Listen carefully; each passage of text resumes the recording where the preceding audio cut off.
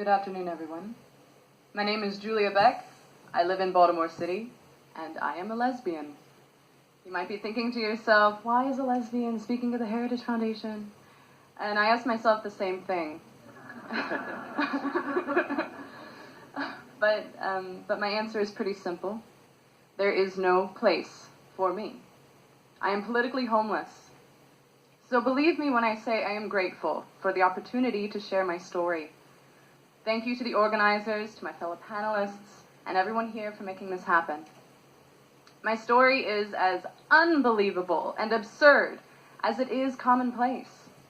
I got kicked off of the Baltimore Mayor's LGBTQ Commission as the only lesbian, simply for stating biological facts. After a months-long witch hunt, I was found guilty of violence. My crime? Using male pronouns to talk about a convicted male rapist who identifies as transgender and prefers female pronouns. It doesn't matter that he sexually assaulted 2 women in a women's prison after being transferred there on account of his gender identity. Oh no, it is far more criminal for me to call a male rapist he than it is for him to rape. The man who led my inquisition also identifies as transgender. He is the president of the Baltimore Transgender Alliance and claims to be a lesbian. I find that almost funny, because everything he does makes life for women, girls, and lesbians worse.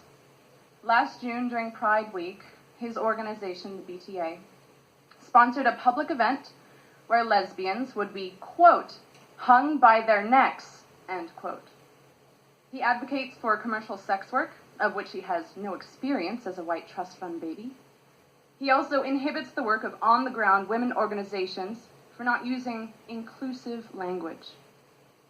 I joined the LGBTQ Commission to give lesbians a voice in our local government, to advise the mayor on our underrepresented issues. I was reviewing proposals, speaking at town halls, and sharing very detailed notes with everyone on my committee. After a few meetings, I ran for a leadership position, and I won. I was one of 2 co-chairs on the Law and Policy Committee. But that did not last long. After the BTA president accused me of transphobia, the mayor's liaison swiftly scheduled an emergency meeting to assess my fitness as a leader. The meeting went worse than you can imagine. I was not allowed to talk out of turn. One by one, members of my committee, representatives of the BTA, and 3 brave friends went around the table speaking their minds.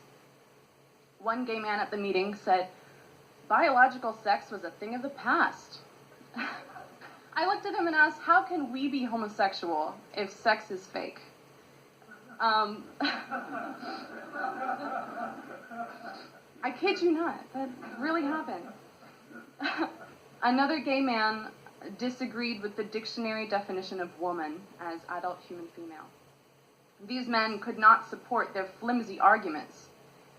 The next speaker, though, she broke my heart. She had just survived a hysterectomy, shaking and complaining of hot flashes. She said she was not and had never been a woman. Quote, it doesn't make me any less of a man that I have a vulva. It's there and it's masculine and it's a male and it's a man, end quote. As she said this, my accuser snapped his fingers as if we were at a poetry reading. It was so fake and performative. He didn't care at all for what she had endured in the name of gender identity. He snapped because it made him look like an ally. Hours went by, but I insisted that sex might be actually important to our work, as it definitely is to my sexuality. But their decision was made long before that night, and I was voted out. The meeting made one thing crystal clear. Inclusivity means all voices are welcome, except women's, except lesbians. It's unfortunate that so many people are truly confused about gender and sex, so I'd like to break it down right now. There are only 3 sexualities: homosexual, heterosexual, bisexual.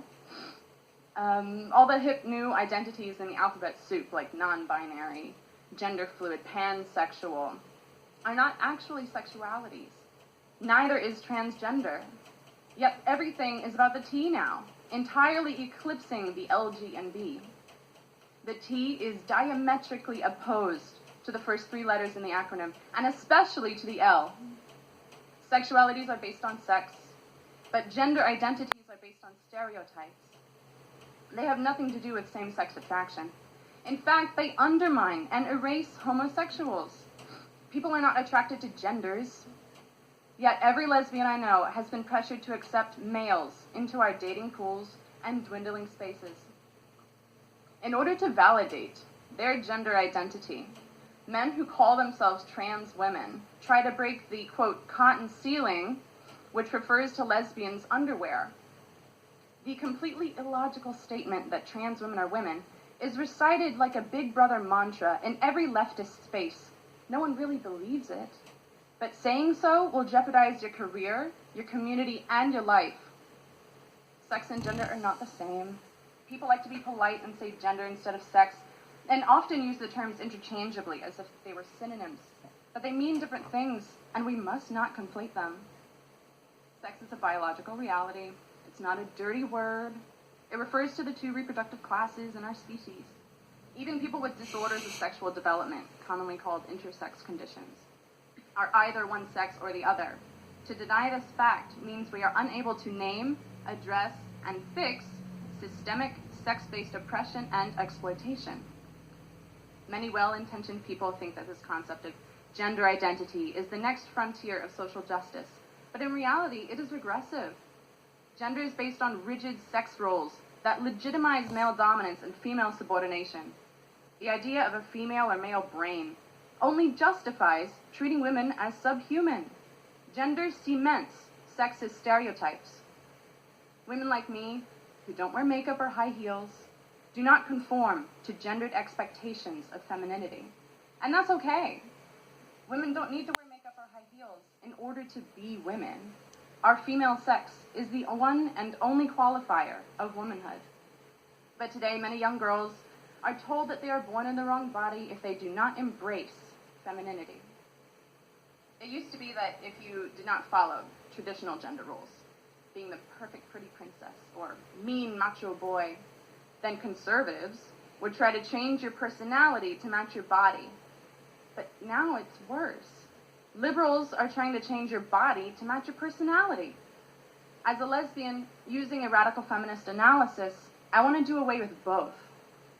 I want all people to love themselves and live however they want in the bodies that they were born as. Girls who play with trucks and like the color blue, boys who play with dolls and like the color pink, children with autism, children who would likely grow up to be happy gay adults, are now being sterilized for defying sex stereotypes. Teenage girls are biting their breasts, shooting up foreign hormones, and undergoing dangerous, invasive surgeries. Many of these girls decide it's easier to move through the world, seen as a boy rather than as a girl. And I don't blame them. Being a woman is not always fun. But the joy of sisterhood, of loving women, even as friends, is something that no doctor can supply. We are losing an entire generation of sisters to this madness. That's why it's personal. It's infuriating, it's devastating, and I have had enough. I'm here because I care about women, and I expect that you do too.